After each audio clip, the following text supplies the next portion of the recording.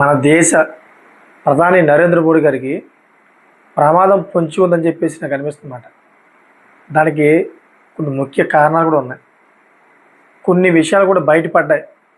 నిన్న మొన్న జరిగిన సంఘటనలు ఏవైతే ఉన్నాయో అవన్నీ కూడా దానికి ప్రధానమైన కారణాలు అన్నమాట. అవి మీకు pin to pin point to point చెప్తాను. మన భారతదేశానికి ఏ విధంగా భారీ ముప్పు పొంచి ఉందో కూడా మీకు క్లియర్గా అర్థమైపోతుందన్నమాట. అదంతా కూడా మీకు క్లారిటీగా చెప్తాను. మీరు చివరిదాకా చూడండి. వీడియో చివరిదాకా చూస్తే మీకు అసలు ఏం జరుగుతుంది మన భారతదేశంలో, కుట్ర ఏ విధంగా చేస్తున్నారు, ఈ కుట్రకి ఎవరెవరు మద్దతు తెలుపుతున్నారు. ఎందుకంటే మన భారతదేశంలో ఉన్నటువంటి వ్యక్తులే కాకుండాను బయట దేశంలో కూడా కొన్ని దేశాలు మద్దతు తెలుపుతున్నాయి అన్నమాట. అవి కూడా ఎంకరేజ్ చేస్తున్నాయి. అవన్నీ కూడా మీకు చెప్తాను. మీకు క్లారిటీ వచ్చేస్తుంది అన్నమాట. మనం మాట్లాడుకోవాల్సిన విషయాలు ఏంటంటే, ఇదైతే సోమవారం అదేవిధంగా మంగళవారం జరిగిన విషయాలు కొన్ని మాట్లాడుకోవాలన్నమాట మనం. ఎందుకంటే సోమవారం ఏదైతే సీజేపీ అంటే కాక్రోచ్ జనతా పార్టీ, ఈ కాక్రోచ్ జనతా పార్టీ ఢిల్లీలో అయితే నిరసన తెలిపింది. దేనికి నిరసన తెలిపింది? ఎవరైతే కేంద్ర విద్యాశాఖ మంత్రిగా పనిచేస్తున్నారో అంటే సెంట్రల్ మినిస్టర్, ఆయన్ని రాజీనామా చేయాలని చెప్పేసి వాళ్ళు ధర్నాలు నిర్వహించారన్నమాట. ఆయన పేరు ప్రధాన్ అని చెప్పేసి మనకు తెలుస్తోంది. విద్యాశాఖ మంత్రి ప్రధాన్ గారిని రాజీనామా చేయాలని చెప్పేసి నిరసనలు విపరీతంగా చేశారు. సో ఇటువంటి క్రమంలోనే అందరూ కూడా అక్కడ విద్యార్థులే ఉన్నారని చెప్పేసి మీరు భావిస్తున్నారేమో, కానీ అక్కడ విద్యార్థులే కాకుండా కొన్ని శక్తులు కూడా ఉన్నాయి. ఇవన్నిటిలో ఎందుకు నేను శక్తులు ఉన్నాయనంటే దీనికి ఒక ప్రధానమైన కారణం ఉంది. ఏంటంటే ఇప్పుడు విద్యార్థులు ఉన్నారనుకోండి, సపోజ్ చెప్తున్నాను నేను, ఆ విద్యార్థులు దేని మీద మాట్లాడాలి? ఏదైతే నీట్ ఎగ్జామ్ ఉందో నీట్ ఎగ్జామ్ సంబంధించిన విషయం మాట్లాడాలి కదా. కానీ వాళ్ళు నీట్ ఎగ్జామ్ గురించి మాట్లాడడం మానేసి మన దేశానికి సంబంధించిన విషయాలు ఒక రాజకీయాల గురించి మాట్లాడడం మొదలెట్టారు. ప్రధానంగా వాళ్ళు దేనికోసం ధర్నా చేస్తున్నారో దానికోసం మాట్లాడాలి. అంతేకాకుండా ఇదంతా కూడా మీకు ఒక ఫస్ట్ పాయింట్ చెప్తున్నాను. ఇలాగే మీకు 3-4 పాయింట్లు ఉంటాయి. అప్పుడు మీకు అర్థమైపోద్ది అన్నమాట.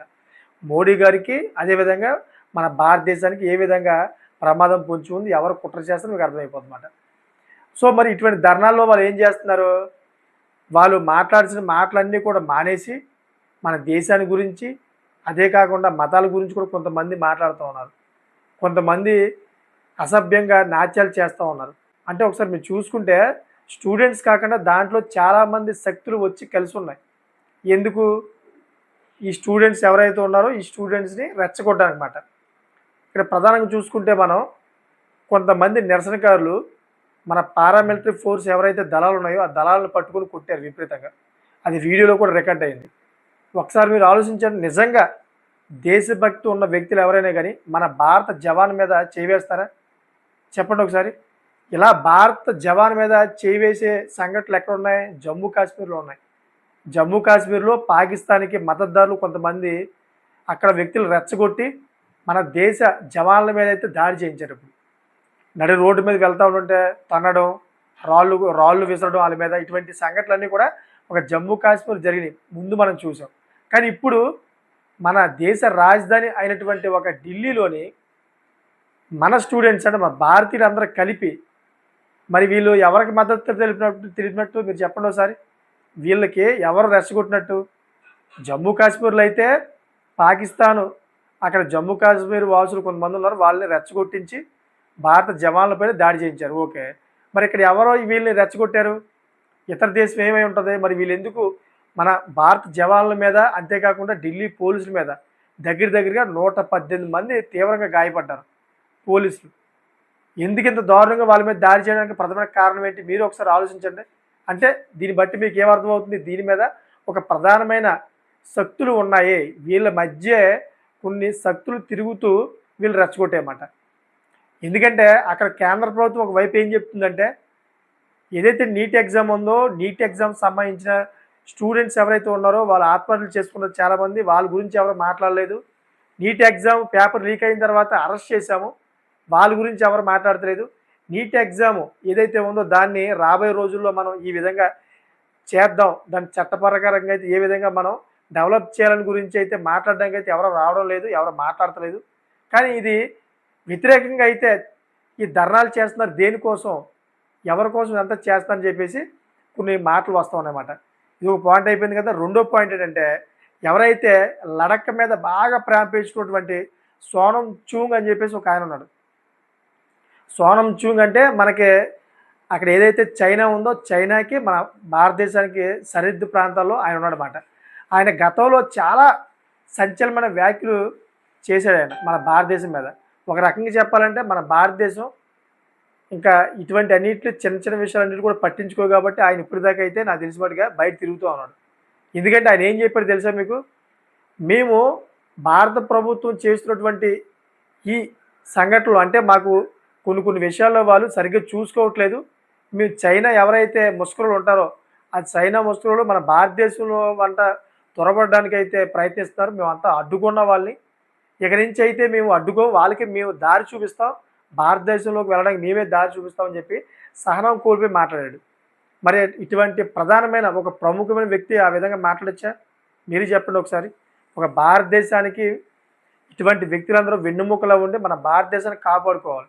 కానీ ఈయన మాటలో ఒక చైనాకి ఒక మద్దతుగా ఉన్నాయి కదా, చైనాని మద్దతు ఇస్తున్నట్టు ఉన్నది కదా. చైనా ఏదైతే ఉందో మన భారతదేశం మీద బురద జల్లడానికి, మన భారతదేశాన్ని ఇంకా కిందకి తొక్కేయడానికి ప్రయత్నాలు చేస్తుంది కదా, దానికి మరి మద్దతు తెలిపినట్టే కదా ఆయన. ఈ విధంగా అయితే ఒక కుట్ర జరుగుతూ ఉంది. ఎవరైతే సోనం చుంగ్ ఉన్నారో ఈ సోనం చుంగ్ తరపు నుంచి అయితే కుట్ర జరుగుతోంది. ఇది రెండో పాయింట్ అయింది కదా. ఇంకో మూడో పాయింట్ ఏంటంటే, ఆ మధ్యకాలంలోనే మన బంగ్లాదేశ్లో ఏదైతే ఆ మధ్యకాలంలోనే బంగ్లాదేశ్లోని ఏదైతే జంజీ జనరేషన్ ఉందో జంజీ జనరేషన్ మొత్తం కూడా ప్రభుత్వం పైన నిరసన తెలిపింది. ఈ నిరసన దేనికోసం తెలిపిందంటే, బంగ్లాదేశ్లోని విపరీతంగా అవినీతికి పాల్పడుతూ ఉన్నారో ప్రజెంట్ ఎవరైతే రాజకీయ నాయకులు ఉన్నారో వాళ్ళు కాకుండా ప్రజెంట్ ప్రభుత్వం నడిపిస్తున్న నాయకులు ఎవరైతే ఉన్నారో వీళ్ళందరూ కూడా లాస్ట్కి ప్రధానితో సహా వీళ్ళందరూ కూడాను అవినీతికి పాల్పడి మమ్మల్ని అయితే దిగజారుస్తున్నారు, మాకు తింటాకు కూడా కూడునట్లేదు, మా పరిస్థితి చాలా దారుణంగా ఉన్నాయి, వీళ్ళు మాత్రం లగ్జరీగా అనుభవిస్తూ ఉన్నారు అని చెప్పేసి జంజీ జనరేషన్ అంతా కూడా వ్యతిరేకమయ్యి మొత్తం ప్రభుత్వాన్ని నాశనం చేసేసింది అన్నమాట. మొత్తం అక్కడ ఉన్న ప్రధానిని అయితే తరిమి కొట్టింది. ఆవిడైతే మన భారతదేశానికి వచ్చి తలదాచుకుంది. ఇదంతా మీకు తెలిసిందే. అంతేకాకుండా ఎవరైతే అక్కడ విద్యాశాఖ మంత్రి ఉన్నాడో, వైద్య శాఖ మంత్రి ఉన్నాడో, ఇంకా అలాగా మొత్తం అందరి మీద మినిస్టర్లు అందరి మీద కూడాను పట్టుకొని కొట్టి మరి కొంతమంది చంపేశారు కూడాను. ఒక సెంట్రల్ మినిస్టర్ అయితే పాపం ఏదైతే కాలువ ఉంటుందో పెద్ద కాలువలో ఈదుకుంటూ వెళ్తుంటే పైనుంచి రాళ్ళతో మరీ కొట్టి అతన్ని చిత్రహింసల గురించి చేశారు. ఇలా చాలా హింసకండి అయింది. ఇటువంటి క్రమంలోనే ఎవరైతే మన భారతదేశం మీద కుట్ర పన్నుతున్న వ్యక్తి ఉన్నారన్నమాట అక్కడ. ఎప్పుడైతే ఈ జంజీ జనరేషన్ అక్కడ ప్రధాని తరిమి కొట్టారో ఆ స్థానంలోని వేరే వ్యక్తి వచ్చారు కదా, ఆ వ్యక్తి ఏం చెప్పాడు, భారతదేశంలో కూడా మేము ఇటువంటి దాడులు చేస్తాం, ఏదైతే వెస్ట్ బెంగాల్ ఉందో ఈ వెస్ట్ బెంగాల్ కోల్కతా ఇదంతా కూడా మేము ఆక్రమించుకుంటాం అని చెప్పేసి అప్పట్లోని కీలకమైన వ్యాఖ్యలు చేశాడు ఆయన. భారతదేశంలో మేము రెచ్చగొడతాం, యూత్ ఎవరైతే ఉందో ఆ యూత్కి మేము రెచ్చగొడతాం, ఈ బంగ్లాదేశ్లో జరిగిన ఏ అయితే సంఘటనలు ఉన్నాయో యూత్ ఎలాగైతే గందరగోళంగా పరిగెట్టారో ఈ విధంగా జంజీ జనరేషన్గా అక్కడ కూడా మేము అల్లర్లు గట్ట సృష్టిస్తామని చెప్పి అప్పట్లో బంగ్లాదేశ్ అంది. ఇప్పుడు మీకు అర్థమవుతుంది కదా, ఒక పక్కన అంతకు ముందే చెప్పింది మాట బంగ్లాదేశ్. ఇప్పుడు చూస్తే ఢిల్లీలోని మొత్తం యువత అంతా విద్యార్థులంతా కూడా విపరీతంగా అయితే ప్రభుత్వ ఆస్తులను ధ్వంసం చేసి, అంతేకాకుండా మన భారత జవాన్ల మీద విపరీతంగా విరుచుకుపడి వాళ్ళైతే విపరీతంగా కొట్టారు. మరి దీన్ని ఒకసారి ఆలోచిస్తుంటే మనకి ఏమనిపిస్తుంది, కుట్ర జరుగుతున్నట్టు అనిపిస్తుంది కదా. ఇక్కడికి ఎన్ని పాయింట్లు అయినాయి, ఇక్కడ 3 పాయింట్లు అయినాయి కదా. ఇంకా 4వ పాయింట్ ఏంటంటే, మన పక్క దేశం అనేటువంటి మన శత్రు దేశం పాకిస్తాన్ అన్నమాట. పాకిస్తాన్ కూడాను ఎప్పటి నుంచో మన భారతదేశాన్ని విపరీతంగా అయితే తొక్కు పడేయాలి, పైకి ఎదగకూడదని చెప్పేసి పాకిస్తాన్ చైనాతో చేతులు కలిపి ఎప్పటి నుంచో ప్రయత్నాలు చేస్తుంది. కానీ దాని ప్రయత్నాలన్నీ కూడా విఫలం అవుతున్నాయి. ఎప్పుడైతే ఇటువంటి బురదలు చల్లడం, మన మీద ఉగ్రవాదులు పెట్టి అటాక్ చేయడం ఇటువంటి పనులను చేస్తుందో, మన భారత ప్రభుత్వం ఏం చేసింది, వాళ్ళకి వెళ్ళవలసిన వాటర్ ఏదైతే ఉందో ఆ డ్యామ్ని కట్టిపట్టేసింది అన్నమాట. ఎప్పటి నుంచో అడుక్కొని మాకు నీళ్ళు రావట్లేదు, మాకు నీళ్ళు వదలండి, చచ్చిపోతున్నాం నీళ్ళు లేకుండా మేము అని చెప్పేసి అడుక్కుంటే లాస్ట్కి భారత ప్రభుత్వం సరే ఏదేమైనా కానీ చాలామంది అమాయక ప్రజలు ఉంటారు, వాళ్ళు ప్రాణాలు ఎందుకు పోవడం అని చెప్పి భారత ప్రభుత్వం ఏం చేసింది, ఆ డ్యామ్ని అయితే రీసెంట్లీగా అయితే రిలీజ్ చేసింది, వాటర్ రిలీజ్ చేసింది మాట. అందరూ కూడా తాగండి, మీ రాజకీయ నాయకులు మీ ఎదవల వల్ల అయితే అమాయకుల ప్రాణాలు ఎందుకు పోగొట్టుకోవడం అని చెప్పేసి పాపం నీళ్ళు వదిలింది. కానీ ఢిల్లీలో ఈ నిరసనలు అయితే జరిగాయో ఈ నిరసనలకే మద్దతు కూడా తెలుపుతుందన్నమాట పాకిస్తాన్. అంటే భారతదేశంలో ఎప్పటికప్పుడు అల్లర్లు పెరుగుతూ ఉంటుంటే అక్కడ పాకిస్తాన్ ఆనందపడుతూ ఉంటుందన్నమాట. ఈ విధంగా అయితే కాక్రోచ్ జనతా పార్టీకి ఈ విధంగా మద్దతు తెలుపుతూ ఉన్నారన్నమాట చాలామంది. కానీ కాక్రోచ్ పార్టీ ఎవరైతే ఉన్నారో వాళ్ళందరూ కూడా తెలుసుకోలేకపోతున్నారు. విద్యార్థులందరూ కూడా తెలుసుకోలేకపోతున్నారు. ఈ విధంగా అయితే మన భారతదేశం మీద విపరీతమైన కుట్రలు పన్నుతూ ఉన్నారు. అంటే పక్క దేశాలన్నీ కూడా. సో మనోళ్ళు చాలామంది తెలుసుకోలేక ఏదైతే ఈ స్టూడెంట్స్ ఉన్నారో కాక్రోచ్ పార్టీ ఈ ఒక్క నీట్ పేపర్ మీదే పట్టుకొని మొత్తం అంతా కూడాను వీళ్ళు ధర్నాలు చేస్తూ ఉన్నారు. దాని గురించి ఆల్రెడీ ప్రభుత్వం కూడా క్లారిటీగా చెప్పింది. ఎవరైతే దానికి సంబంధించిన నిందితులు ఉన్నారో వాళ్ళందరూ కూడా శిక్ష వేస్తామని చెప్పి అన్నారు. ఆల్రెడీ కూడా శిక్ష వేశారు. అంతేకాకుండా రాబోయే లోక్సభ సమావేశాలు ఏమున్నాయో ఆ లోక్సభ సమావేశాల్లో కూడా దాని గురించి మాట్లాడదాం. ఎలా దాన్ని డెవలప్ చేయాలని చెప్పేసి ప్రతిపక్షాలతోటి మొత్తం అన్నీ కూడా ఏకీభవిద్దామని చెప్పేసి ఎప్పుడో దాన్ని అంగీకరించారు వాళ్ళు. అయినా కానీ దాన్ని వీళ్ళు రచ్చరచ్చ చేస్తూ ఉన్నారు అనమాట.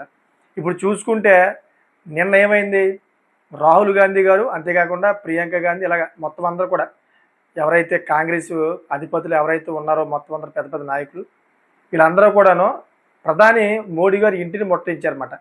ముట్టడించి అక్కడైతే ధర్నా చేశారు. ఇక్కడ చూసుకోవాల్సిన పాయింట్ ఏంటంటే అసలు ఏదైతే ప్రధాని మోడీ గారి యొక్క మార్గం ఉందో వాళ్ళ ఇంటికి వెళ్ళే మార్గం, ఆ మార్గం లోపలికి ఏ విధంగా వెళ్ళారు అనేది ఇప్పుడు ఒక సస్పెన్స్గా ఉందన్నమాట. అంటే అటువైపు వెళ్ళాలంటే పోలీసు బందోబస్తు ఎలా ఉంటుందంటే చాలా పటిష్టంగా ఉంటుంది. చాలా పటిష్టంగా అటువైపు వెళ్ళాలంటే అంత అసాధ్యంగా అంత ఈజీ కాదు. అంటే అటువైపు వెళ్ళాలంటే అంత ఈజీ కాదు. కానీ ఇంతమంది నిరసనకారుని ఏ విధంగా వీళ్ళు వదిలేశారని చెప్పేసి ఇప్పుడు ప్రధానమైన ఒక పెద్ద ప్రశ్న మాట. మరి దాని గురించి ఏంటన్నదే ఎంక్వైరీలు తేలుతుంది. ఇంకో పక్కేమో ఎవరైతే విద్యాశాఖ మంత్రి ఉన్నారో విద్యాశాఖ మంత్రి ప్రధాని మాత్రం ఒక ట్వీట్ చేశాడనమాట. రాహుల్ గాంధీ కావాలనే దీన్ని నిరసన తెలుపుతూ ఉన్నాడు. కావాలనే ఈ నీట్ పేపర్ ఎగ్జామ్ ఏదైతుందో దాని గురించి అయితే అందరూ కూడా రెచ్చగొడతా ఉన్నాడు. ఆల్రెడీ లోక్సభలో మేము దీని గురించి మాట్లాడతాం, మీతోనే చర్చిస్తామని చెప్పేసి అన్న తర్వాత కూడాను కావాలనే దేశంలో అల్లర్ల గట్ట సృష్టిస్తామని రాహుల్ గాంధీ అని చెప్పేసి ఈ విద్యాశాఖ మంత్రి ప్రధాని అయితే ట్వీట్ చేశారు. ఇంకో పక్క చూసుకుంటేనేమో అటు నుంచి పంజాబ్ రైతులు కూడాను ఇదే సమయం అనుకొని వాళ్ళు కూడా ఢిల్లీ జంతర్ మంతర్ మార్గాన్ని అయితే వాళ్ళు కూడా ముట్టడించారన్నమాట. వాళ్ళు కూడా పోలీసులు అడ్డుకున్నారు. ఎవరైతే పంజాబ్ రైతులు ఉన్నారో అంతకుముందు రైతులకు కూడా ఒక సమస్య ఏర్పడింది. దాని గురించి కూడా ఒక పెద్ద రభస కూడా నడిచింది అంతకుముందు. ఏదైతే ఢిల్లీ ఎర్రకోట ఉందో ఢిల్లీ ఎర్రకోట మీద పంజాబ్ రైతులందరూ కూడా ముట్టడించారు. అది కూడా ఒక పెద్ద ధర్నాగా పెద్ద దేశంలో అత్యంత దారుణమైన ధర్నాగా చిత్రీకరించబడింది. అప్పుడు కూడా దేశ జవాన్ల మీద కూడా వాళ్ళు దాడి చేసే ప్రయత్నాలు చేశారన్నమాట. వీళ్ళందరినీ రెచ్చగొట్టింది ఎవరు అని చెప్పేసి చాలామందికి తెలుసు. దాని వెనకాల ఉన్నటువంటి శక్తులు ఎవరు, కుట్ర పడింది ఎవరు అన్నది. ఇప్పుడు ఇవన్నీ తెలుసుకోకుండా యువత మన భారతదేశానికే ఎదురు తిరుగుతూ ఉంది. ఇదంతా కూడా మన భారతదేశానికే ప్రమాదం.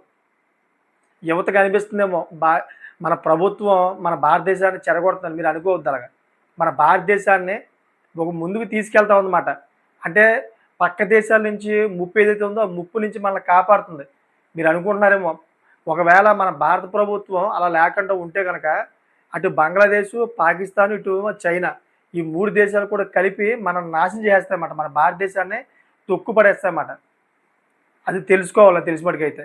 ఇది చాలా బాధాకర విషయం. ఏదైతే ఢిల్లీలోని 118 మంది పోలీసుల్ని ఇన్క్లూడ్ భారత జవాన్ల మీద జరిగిన దాడులు చాలా దారుణమని నాకైతే అనిపిస్తుందన్నమాట. ఎందుకంటే విద్యార్థులు అటువంటి చర్యలకు పాల్పడకూడదు. ఏదైతే రూల్స్గా అక్కడ చెబుతూ ఉన్నారో పోలీసులు, ఏదైతే బ్యారికేడ్ పెట్టారో బ్యారికేడ్ దాడుకొని మీరు ముందుకు వెళ్ళకూడదని చెప్పారో అక్కడితో ఆగిపోయి అక్కడే మీరు ధర్నా చేయాలి. కానీ పోలీసులు గెంటుకుంటూ బ్యారికేడ్లు గట్టా తన్నుకుంటూ మొత్తం అన్ని ఇసిరేసుకుంటూ వాటిని దాటుకుంటూ ముందుకెళ్తే మరి పోలీసులు ఏం చేస్తారు? వాళ్ళు చూస్తూ ఉంటారు కదా, వాళ్ళు లాఠీ చార్జ్ చేస్తారు, తప్పదు మరి. ఇంకా ఆ విధంగా అయితే మిమ్మల్ని ఆపాలని చెప్పేసి అక్కడి నుంచి మిమ్మల్ని అందరూ కూడా చెదరగొట్టాలని చెప్పేసి లాఠీ చార్జ్ చేశారు తప్ప మీ మీద ఇంకా వేరే ఉద్దేశం లేక కాదు. కానీ అక్కడ కొంతమంది చెప్పిన మాటలు విని అక్కడ యువత ఏం చేసింది, లాస్ట్కి భారత జవాన్ల మీద తిరగబడడానికి, భారత జవాన్లే కొట్టడానికి ప్రయత్నం చేసిందన్నమాట. ఆ వీడియో కూడా ఉంది, ఆ వీడియో కూడా మీకు ప్లే చేస్తాను. సో ఈ విధంగా జరుగుతోంది. ఇదైతే కాక్రోచ్ జనతా పార్టీ పేరు చెప్పుకొని మన భారతదేశం మీద పెద్ద కుట్ర జరుగుతోంది. ఇది భారతదేశానికి కూడా ముప్పు, అంతేకాకుండా మన భారత ప్రధానికి కూడా ముప్పే. సో మీకు ఏమనిపిస్తుందో ఈ కాక్రోచ్ జనతా పార్టీ చేసినటువంటి నిరసనలు మన భారతదేశానికి మంచియా కాదా, భవిష్యత్తులో రాబోయే రోజుల్లోని మన భారతదేశం యొక్క భవిష్యత్తు ఏ విధంగా మీకు అనిపిస్తుంది అనే దాని మీద మీకు ఏమైనా అనిపిస్తే కనుక కామెంట్ చేయండి. అదేవిధంగా ఇటువంటి లేటెస్ట్ ఇన్ఫర్మేషన్ ఎప్పటికప్పుడు ముందు తీసుకొస్తూ ఉంటాను. నా ఛానల్ ఎప్పటికప్పుడు సబ్స్క్రైబ్ చేసుకుంటారని కోరుకుంటున్నాను. Thank for watching friends.